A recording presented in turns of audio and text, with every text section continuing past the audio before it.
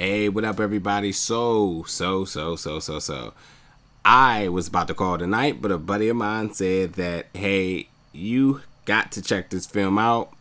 It potentially may be the best horror film that I've seen this year. And it is part of Fantastic Fest 2020, which means I had a small window in order to check this out. Now, if you're not familiar with Fantastic Fest, you definitely should step over to the website because there's a ton of good movies that you can check out for free while they're available, because each film does have a margin of window of viewer, and they also kind of sort of sell out, even though they're free, but they only allowing a certain number of views to watch some of these films. But this film is The Boy Behind the Door. Now, I don't have any information about the release, but I can tell you this, that this was an amazing film.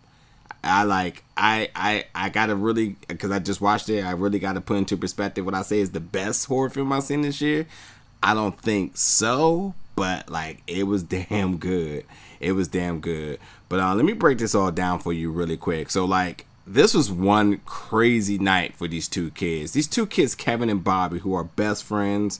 They're baseball players, and one day they're just out in the field just throwing the ball around. You know, something that all kids do. And the next minute, they have been kidnapped and they're waking up in the middle of nowhere to being within a kid sex trafficking system. Now, the two kids, they got this little, moniker with each other, friends to the end, and they truly have to stick together in order for them to survive this nightmare. Now, as a viewer watching this film, you truly root for these boys to the very, very end, as you hope for their freedom and safety. And it's super suspenseful on that note.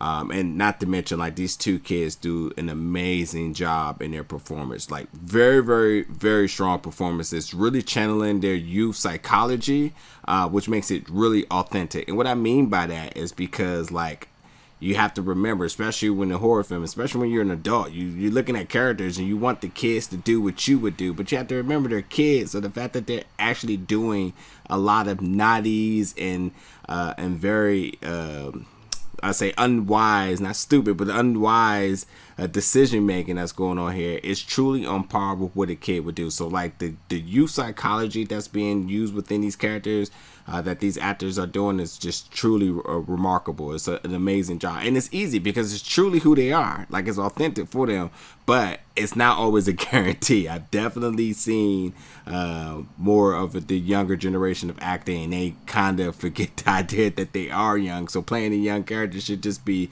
very seamless for them. But yeah, that's a story for another day. But what else is really special is seeing these two boys really have a bond and brotherhood with each other, and the dynamic between the two of them really takes everything to the next level, because like, they go through a lot and they have to show a lot of courage, emotion, but they're just brave as hell.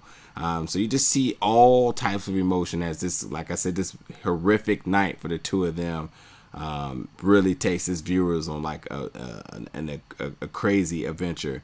But the other thing to really highlight here is the dangers of kids being kidnapped and sex trafficking, how it can happen so fast, how scary it is, and how it's really no one size fit all scenarios. Like, this story alone tells you how it could be anyone, anywhere, any style. It can look any way. It can happen in the middle of the day. It's just really, really a scary thing. So that's truly the biggest horror element in here, because this stuff is happening in the world around us, all around us, wherever you're at. So, whenever you're telling the story about that and you're seeing it on display and you're actually like living through that nightmare, it definitely takes you on a trip for sure.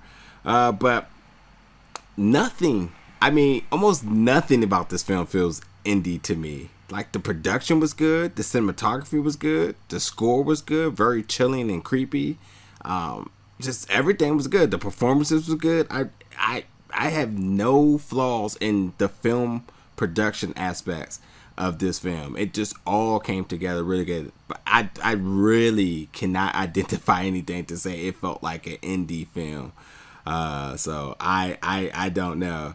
But I will say that much to what my boy said about this being one of the best films, one of the best horror films of the year, I will say that it's definitely throwing his hat in that conversation, because the film just gets progressively better and better, to the point that, like, hearing that before the film, I started thinking, like, he may be right here, but nonetheless, it definitely should have talks in that conversation, because this is really well done.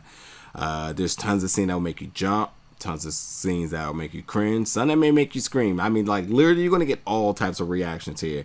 By all means, it will keep you fully engaged, and you will have your own social commentary with it, because there's a lot that's going on here. Now, there's some stuff that I will say is kind of unrealistic, but the drama and the horror is done so well that you just kind of overlook it. But it's not like so blatantly ridiculous that it just stows off the whole film. Like, I have to be honest, there's one particular scene with blood being cleaned up that there's just no way. No way possible how that happens it could possibly happen. So just keep that in mind whenever you watch it. But like I said, cinematography is done really well. Oh, not to mention too, there's a lot of good references and callbacks to other classics in the horror genre.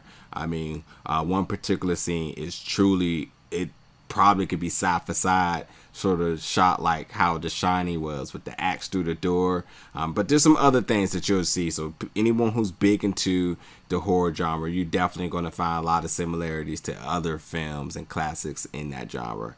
But yeah, besides all the good that I just named, just a couple of things I will say, just to do my due diligence here and not be completely biased or swayed in any way. You got to remember when watching this film that kids are going to be kids, and kids are going to make kids' decisions. You have that mindset, you'll be perfectly fine when watching that. But that being said, I am a little confused about the time period of this film. It doesn't truly identify exactly when, but it's very clear that it's in the middle of nowhere MAGA country. But that's not going to cause a ripple in the story, but it does. It for me, it brings in like a little bit of a discrepancy about how a couple of things kind of play out. So that's just the time frame here. Like, it's clearly it's current, but then there's a lot of things that say it may not be. So I don't know. But the ending is predictable. I mean, you can pretty much see how the story is going to wrap up eventually. Like at between halfway in the film, you pretty much know how it's all going to play out.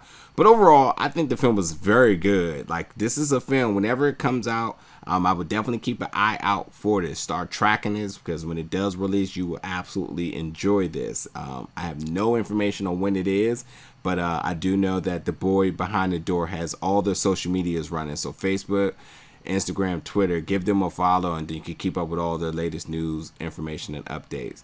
But until the film release, I guess, just stay tuned and keep an eye out for it. But whenever you do watch it, as always, come back in the comments, let me know what you think. And thank you so much for watching this review, folks. See you later.